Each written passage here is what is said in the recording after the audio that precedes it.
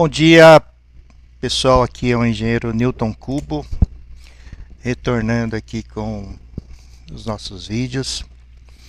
Então, a última sequência de vídeos eu falei sobre um cálculo, sistema de hidrantes. Ainda tem alguns detalhes para acrescentar naqueles cálculos, mas eu vou retomar em aulas futuras, tá? Por exemplo, preciso verificar qual é o NSPH requerido para a bomba, eu não encontrei ainda. E precisa verificar se a bomba vai cavitar ou não. Nosso tema da aula é sobre compartimentação.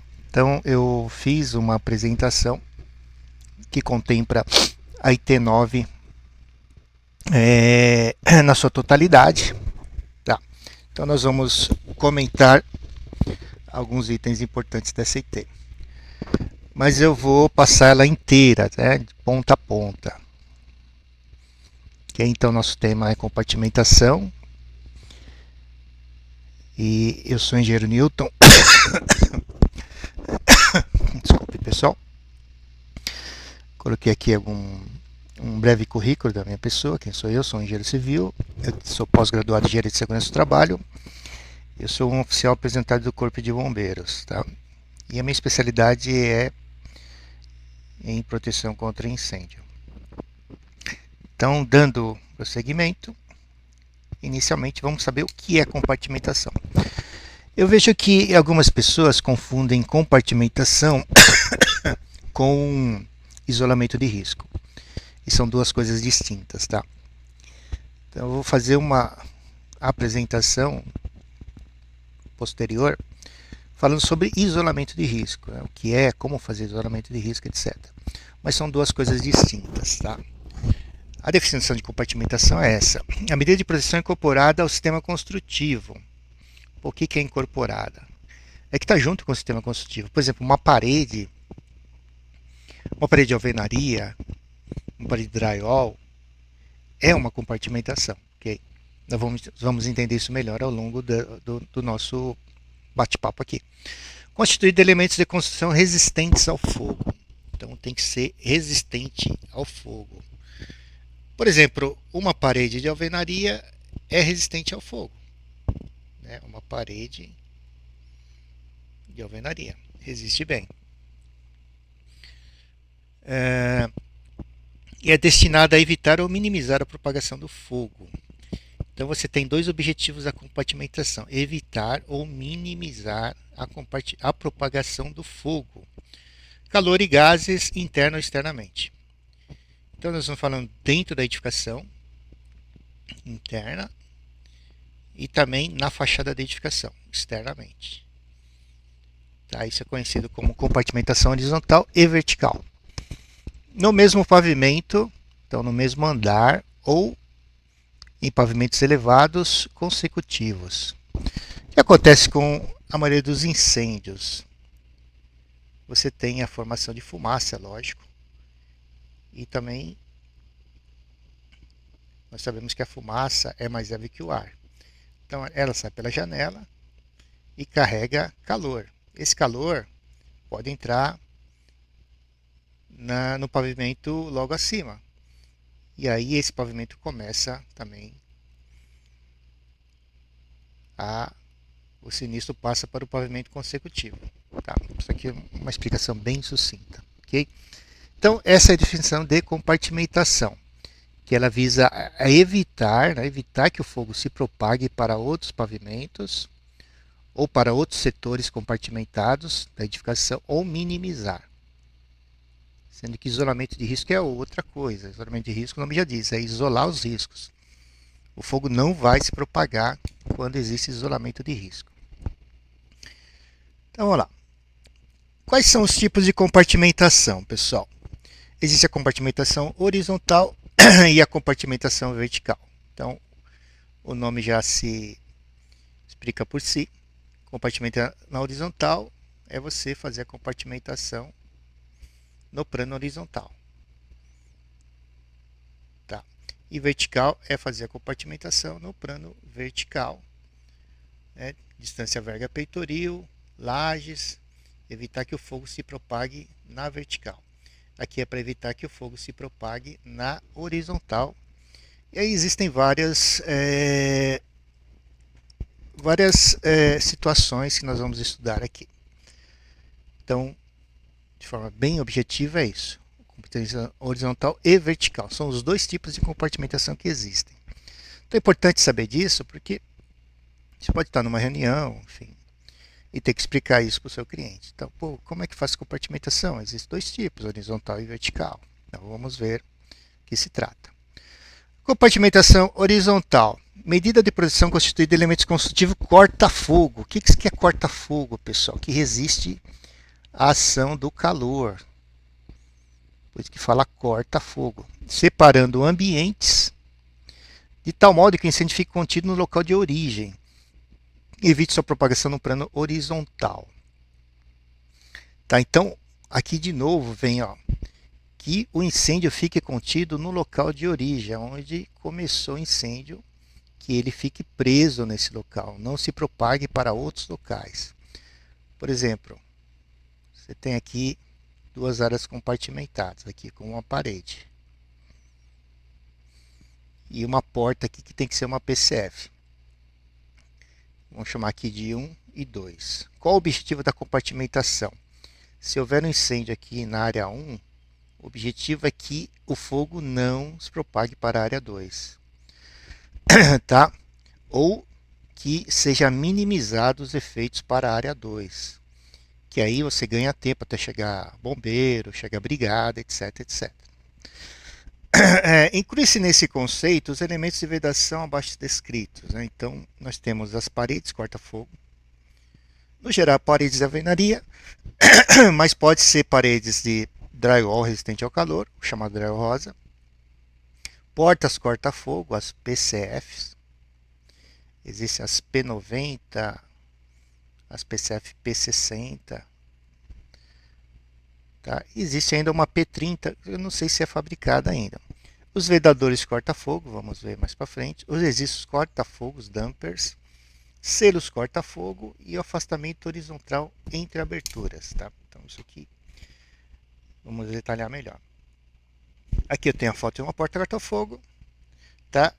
A chapa da porta ela é construída com materiais resistentes ao calor. Então tudo na porta é resistente ao calor. Aqui, essa parte aqui, ó, que são as dobradiças também. Aqui tem a fechadura da porta. Essa porta aqui está pintada de vermelho. Essa daqui não está. Mas você vê aqui a fechadura, as dobradiças. Tá? O batente dela também é resistente ao calor. Então, basicamente é isso aí. Aí você encontra no mercado a PCF chamada de PCF P90. O que é esse 90 aqui? Significa que ela resiste em ensaios laboratoriais a 90 minutos de ação do calor. Existe PCF também P60, tá? Que aí é 60 minutos.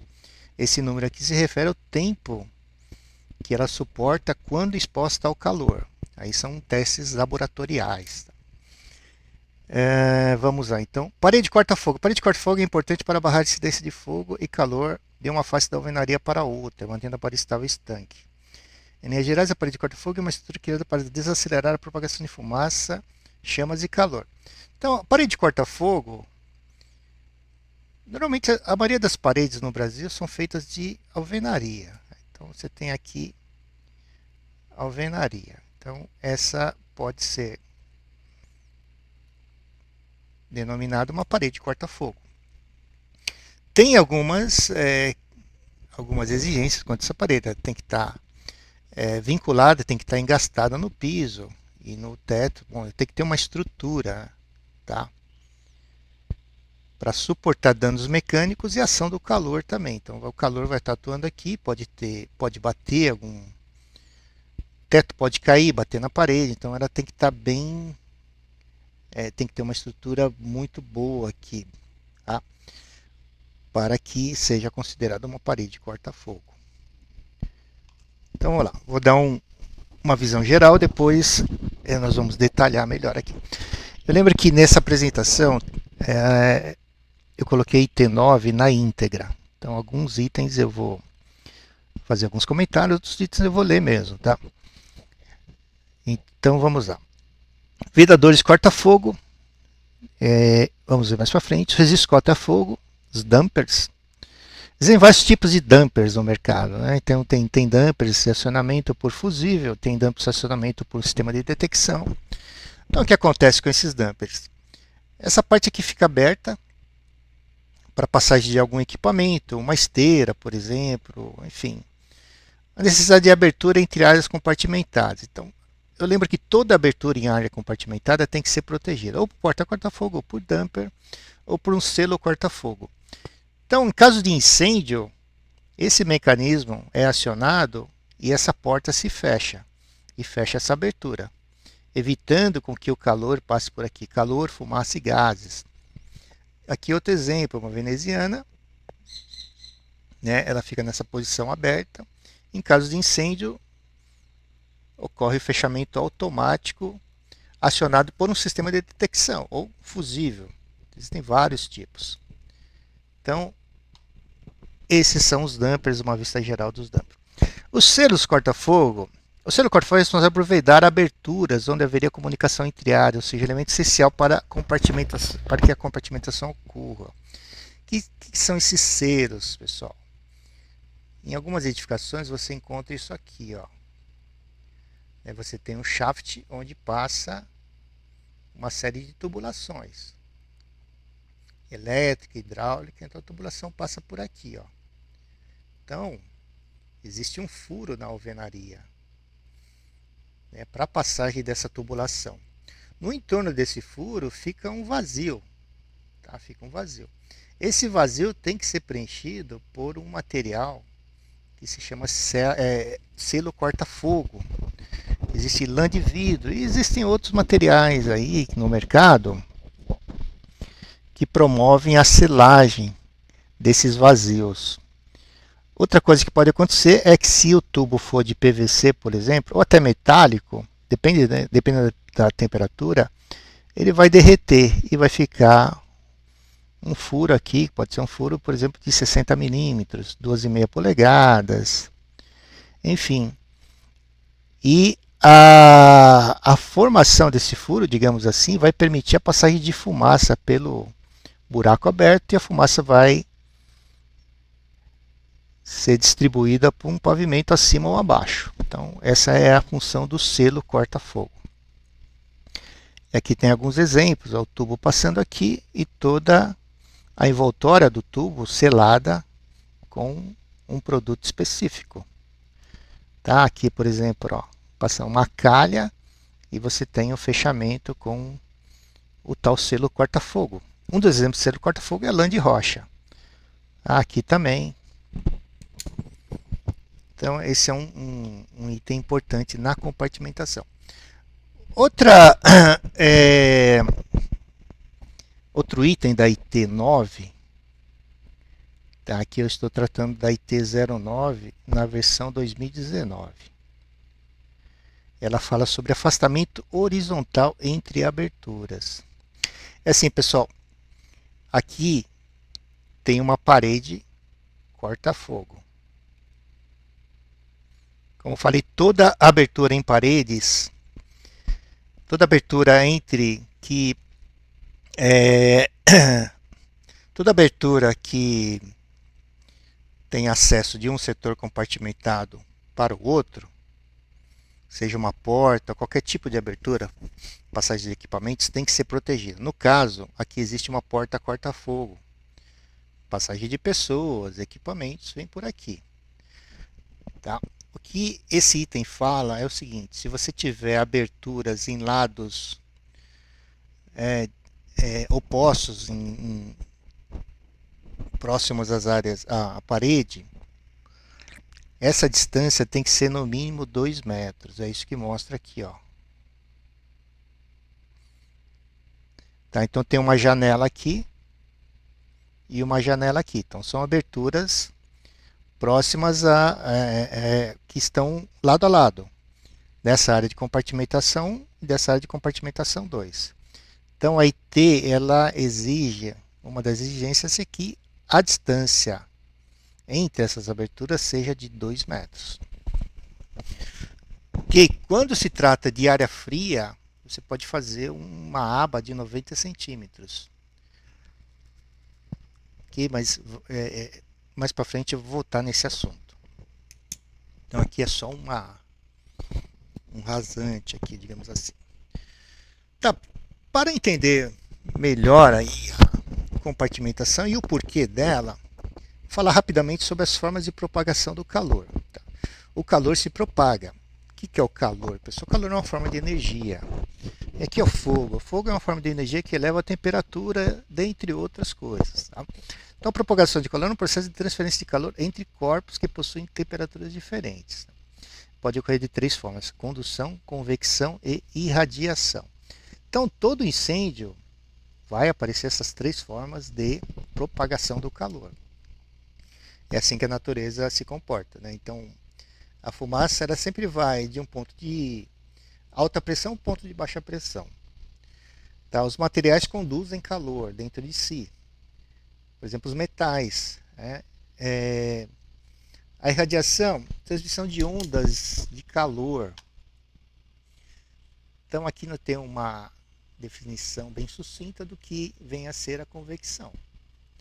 Propagação do calor por convecção, também conhecida como convecção térmica, é um processo de transmissão de calor que ocorre por meio de deslocamento de um fluido em movimento ascendente e descendente. Por exemplo, se você pega uma panela aí e coloca água, põe no fogão, você vai ver que começa a subir bolhas, né? Tendo um movimento circular, as bolhas sobem. Por quê? A massa de fluido quente sobe e depois uma massa de fluido um pouco mais frio desce. Então, esse movimento ascendente, também conhecido como convecção. Movimentos de massa de fumaça também. Por que a fumaça sobe? Porque ela é mais leve que o ar. Por exemplo, temos aí os balões. Então, as massas de ar quente são mais leves que o ar. A convecção acontece devido à diferença de densidade das partes que compõem o fluido. Ele se expande e se torna menos denso quando aquecido. Então, a convecção dentro do incêndio, na maioria das vezes, ela acontece por massa de ar quente, fumaça. E essa fumaça superaquecida sobe, levando gases, partículas de carbono, etc. Tá aqui alguns exemplos da convecção acontecendo. A fumaça aqui saindo desse sinistro. Esse incêndio aqui, se não me engano, foi o prédio do Joelma ou Andraus. Tá? Vejam aqui as labaredas, fogo saindo aqui, a parte incandescente aqui, ó, e muita fumaça sendo liberada para a atmosfera. Então essa fumaça, ela, é lógico, ela vai levar calor para os pavimentos de cima e pode propagar o incêndio para os pavimentos de cima, né? E aí o fogo vai se propagando. Aqui o incêndio que ocorreu no Memorial da América Latina, vejam a língua de fogo que sai aqui, e uma fumaça escura, porque lá tinha um tapete lá, tinha muitos materiais lá com borracha, etc. Então aqui um exemplo. Exemplos de convecção térmica, quando você aquece a água em um bule, a água aquecida sobe e a mais fria desce, fazendo aquele movimento ascendente e descendente. Os radiadores do carro, nos ar-condicionados, o mais denso que sai do aparelho desce e o ar menos denso sobe. Isso que explica porque às vezes, né, chegar aí quinta e sexta, aquele calorzão, né? Aí chega o sábado começa a chover, porque vem uma massa de ar frio, empurrando uma massa de ar quente, né? Porque a massa de ar frio é mais densa, então ela vem empurrando a massa de ar quente, chega primeiro, aí você sente aquele baita calor. E aí no fim de semana começa a chover e fica frio. Então vamos lá, condução. O que é condução? Condução térmica é um processo de transmissão de calor que ocorre quando há contato físico entre dois corpos com temperaturas diferentes. O que acontece aqui é o seguinte na condução, pessoal, os materiais, eles conduzem calor. Vamos dar um exemplo bem simples aqui. Você pega uma barra de ferro e pede para alguém segurar aqui, pede para o seu melhor amigo segurar na outra extremidade.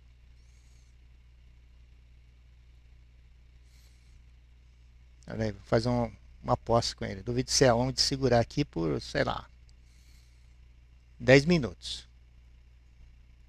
Aí vem do outro lado, você liga um maçarico aqui, ó. Pega um maçarico bem de acetileno de preferência e começa a aquecer aqui. O que vai acontecer, pessoal? O calor vai ser conduzido dentro do material, então vai ocorrer um aquecimento das moléculas desse material e o calor vai ser transferido ao longo da barra. Quando chegar aqui, o que vai acontecer com o teu amigo? Ele vai ter que soltar, porque senão queima a mão. Isso é um exemplo de condução. Existem materiais que são bons condutores de calor, como ferro, cobre, alumínio. Existem alguns que são maus condutores, e é bom que seja. Por exemplo, uma parede de alvenaria. Tá, então, uma explicação bem simples, condução é isso. E a irradiação, o nome já diz, é uma das formas de propagação do calor que ocorre por meio de ondas eletromagnéticas, também chamadas de ondas de calor ou calor radiante. Isso aqui foi o Museu da Língua Portuguesa, vejam o estrago que aconteceu lá. Infelizmente, houve uma vítima lá que foi um bombeiro civil. Fumaça saindo, né, do material que queima, e aqui dá para ver a parte incandescente queimando. Então, é lógico que daqui, dependendo do tamanho, da magnitude do incêndio, você pode estar aí a 20, 30 metros e sentir o calor chegando, que são as ondas eletromagnéticas, que são que se deslocam para todos os lados, para cima, para baixo. Então, se a pessoa estiver próximo, depende do tamanho, da magnitude do fogo, ela vai sentir essas ondas de calor. A capa que o bombeiro usa, o capacete, são feitos para isso, para proteger o profissional da ação dessas ondas eletromagnéticas, além de proteger o corpo, etc, etc. Mas uma das funções da capa de incêndio, da calça, do capacete, é proteger o profissional da ação dessas ondas de calor. Lembrando que pode ocorrer uma explosão aqui e você vai ter também as chamadas ondas de choque. Porque o ar é um fluido, certo? Então, se houver um distúrbio nesse fluido por uma explosão, vai ocorrer a formação de ondas de choque. Que dependendo, né, do tamanho da explosão, da magnitude, a pessoa vai sentir. Se estiver muito próxima ou depende do tamanho, pode estar 20, 30 metros ou mais. Tá? Ok, aqui eu coloquei um estudo de um caso, que foi um incêndio em um galpão destinado a depósito. Esse galpão tinha SPK, hidrante, extintor, tinha todas as medidas de proteção contra incêndio. Medidas avançadas como SPK e medidas básicas como hidrante, extintor, detecção de incêndio, compartimentação. Mesmo assim, ocorreu um incêndio lá. E aqui eu quero só mostrar como funcionou a compartimentação. Veja, essa é uma porta industrial, é uma porta de correr PCF P90. Então ela foi colocada à prova aqui, ó, muito calor aqui, estou falando aí de 1000 graus, 800 mil graus. E permaneceu íntegra, tá vendo? Ficou só chamuscada aqui, ó. Então ela cumpriu bem a função dela, né? Se manteve íntegra. Então aqui, não, aqui já, aqui tá. Aqui uma visão do incêndio, veja o que aconteceu aqui. São prateleiras metálicas todas retorcidas, tudo que estava aqui queimou. O telhado é feito feito de telhas de cimento mesmo, tá? Não é nem fibrocimento, cimento. Então suportou bem, veja que uma boa parte das telhas estão lá ainda. Né? Olha, as vigas pré-fabricadas de concreto armado, íntegras, né? Os pilares também íntegros. Isso mostra quanto o concreto armado suporta a ação de altas temperaturas.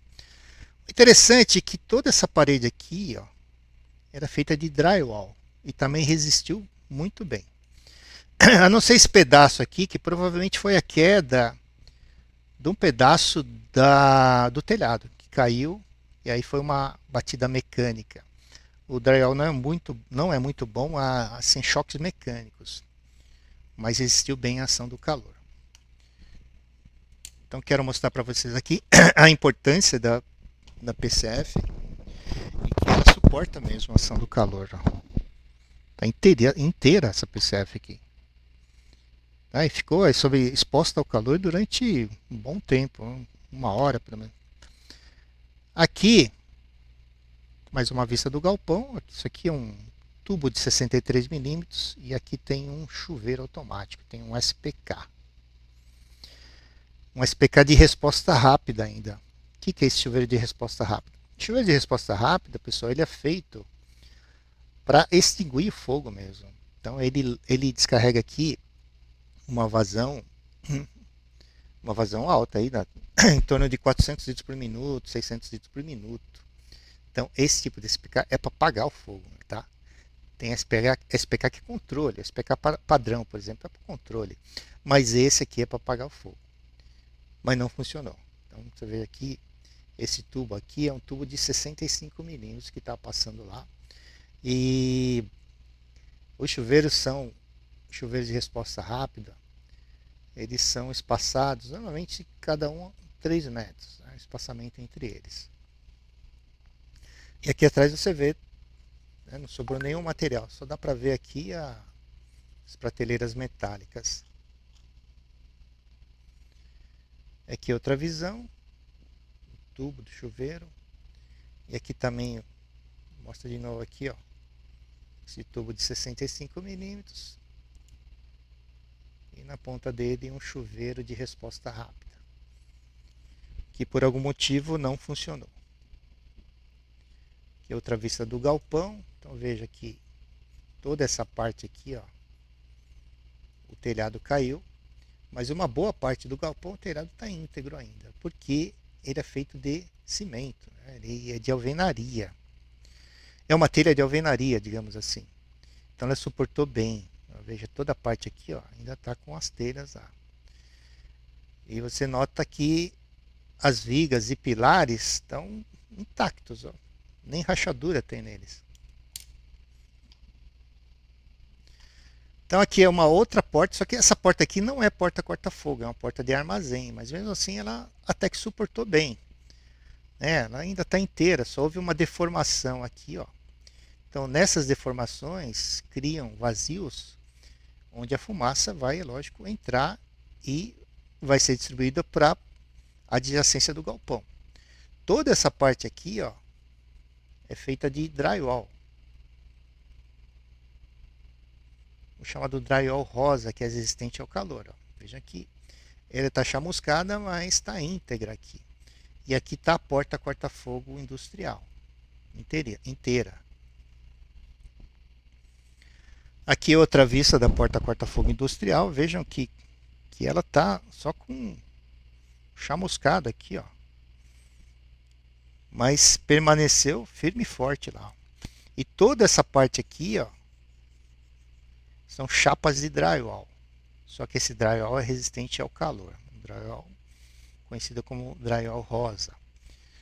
Só para mostrar a importância da compartimentação. Aqui aquela porta que não é PCF, mas ela resistiu bem. Porque tem gente que acha que compartimentação não serve para nada, enfim, porque vai gastar dinheiro e tal. Mas está aí um exemplo que, se não fosse a compartimentação, os prejuízos seriam muito maiores. Principalmente se houvesse vítimas. A situação se complica bastante. Essa parte aqui, toda essa parte aqui branca, é do lado oposto ao incêndio. E é feita de drywall rosa, lógico, são 2 chapas de drywall. Essa parte aqui, essa abertura, ela provavelmente foi porque o telhado caiu. O drywall não é muito bom a impacto. Ele resiste bem à ação do calor, mas o impacto aqui, devido à queda de parte do telhado, provocou essa abertura. Tá? Mas isso aqui provavelmente foi no final do incêndio, quando já estava sob controle. Vejam que essa porta corta-fogo aqui, ó, a parte, a outra parte, o outro lado dela, nem parece que foi queimado no seu lado oposto. Ela está íntegra aqui. Tem outra foto que mostra ela do lado que foi afetado pelo incêndio. Tá? Esse é o lado, essa aqui é a parede do lado oposto ao incêndio. Não tem nenhum sinal de que houve incêndio do outro lado. Então ela está íntegra. Ó. E aqui é a PCF que aparece aqui. Ó. Essa PCF aqui. Ó. Desse lado aqui é essa PCF que está desse jeito aqui. Aqui você vê com a ação do calor em cima da chapa da porta. Então aqui tem algumas ondulações, mas a porta está inteira. Tá? Isso que é importante, que ela manter inteira para evitar que o calor passe por aqui e avance por outro lado. Calor e fumaça. Então veja aqui essa PCF que é uma PCF P90 inteira. Então aqui é um exemplo prático como essas portas realmente funcionam. E a importância. Então aqui outra. Aqui é um vídeo pequeno que eu fiz. Aí pessoal, olha o estado da PCF. Só para mostrar aqui que ela aguentou bem. Ó. Ela ficou íntegra. Olha a situação aqui. No centro de distribuição. E a PCF aguentou bem. E o drywall rosa também. A chapa. A chapa aguentou bem. E a PCF patente. Deve ser uma PCF P90, eu acho. Tá íntegra ainda. Essa é a compartimentação que funcionou mesmo.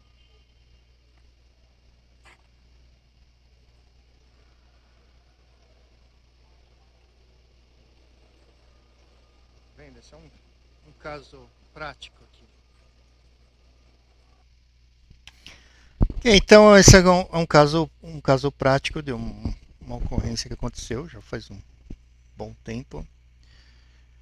Eu tive a oportunidade de dar uma olhada lá. Tá, então só para mostrar como funciona a compartimentação, esse é o objetivo da compartimentação.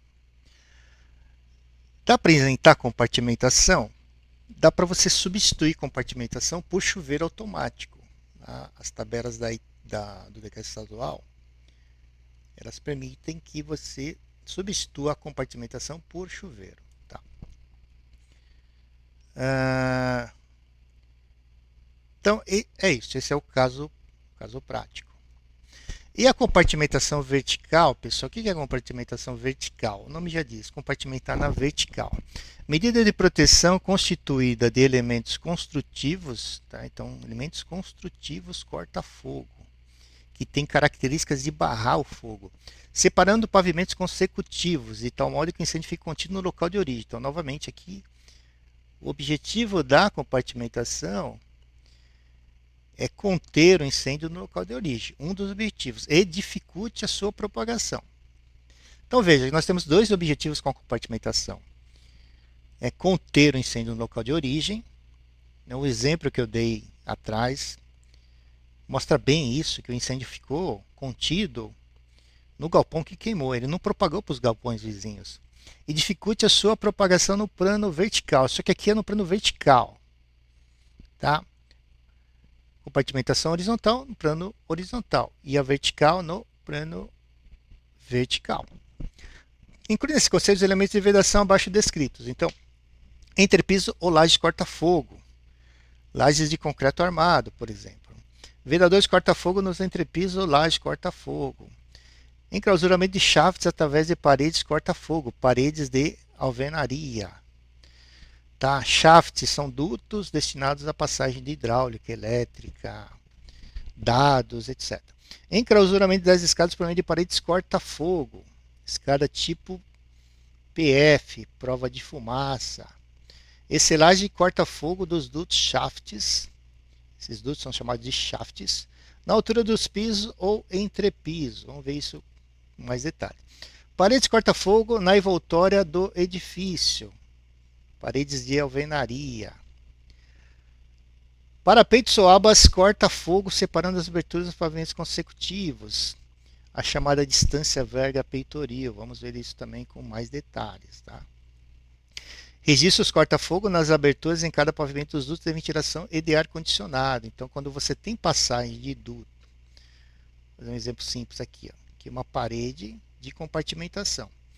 Aí você precisa passar aqui um duto de ar-condicionado. Então, vai ter um vazio aqui, vai ter uma passagem. Essa passagem entre as áreas compartimentadas, que eu posso chamar de 1 e 2, tem que ser protegida por um registro corta-fogo. O que é o registro corta-fogo? No geral, são dispositivos como se fosse o fechamento de uma torneira. Que você tem pode ser uma pequena porta aqui que fica aberta.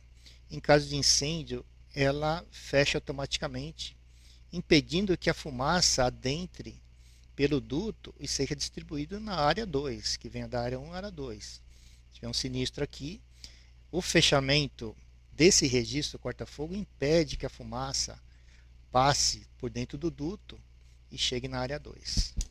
Mas tem mais detalhes aí para frente, tá? Então aqui é só um inicial.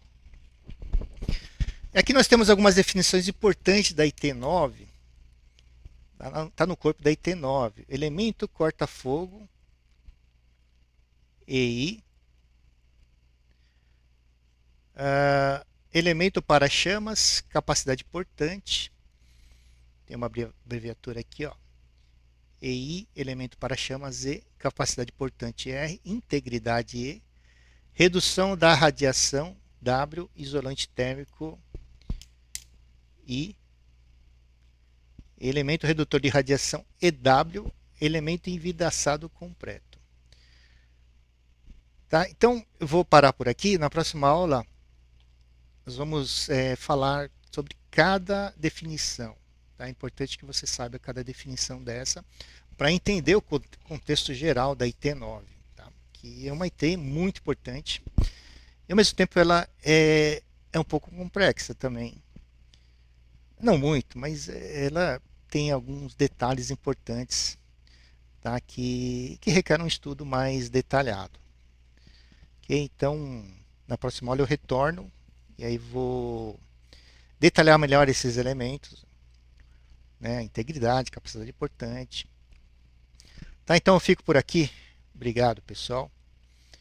Eu vou deixar disponível essa apresentação. Ela contempla a IT9 na íntegra. Tá? Todos os itens da IT9 estão nessa apresentação, que você pode rever ela a hora que você quiser, usando essa apresentação que eu fiz.